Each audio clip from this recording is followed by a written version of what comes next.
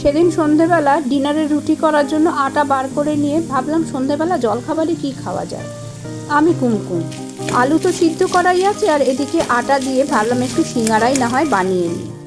আর আটাতে সামান্য লবণ আর একটু বেশি করে ময়ান দিয়ে একটা শক্ত ডো বানালাম। ডো থেকে লেচি কেটে এক একটা লেচিকে ভিডিওতে দেখানোর মতো লম্বা করে বেলে মধ্যিখান দিয়ে কেটে আধখানা করে নিয়ে সিঙ্গারার খোল বানিয়ে নিয়েছিলাম।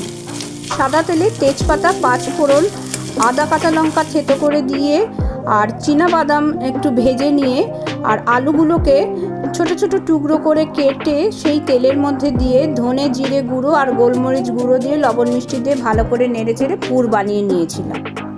আমি গণেশ আটা আর ফরচুন সানফ্লাওয়ার অয়েল ব্যবহার করেছি, কোনো ঘি ডালডা নয়। বেশি করে সাদা তেল দিয়ে লো টেম্পারেচারে সিঙ্গারাগুলোকে ভেজে নিলাম। আপনারাও একদিন বানিয়ে ফেলুন আটা দিয়ে এই মিনি সিঙ্গারা। ধন্যবাদ।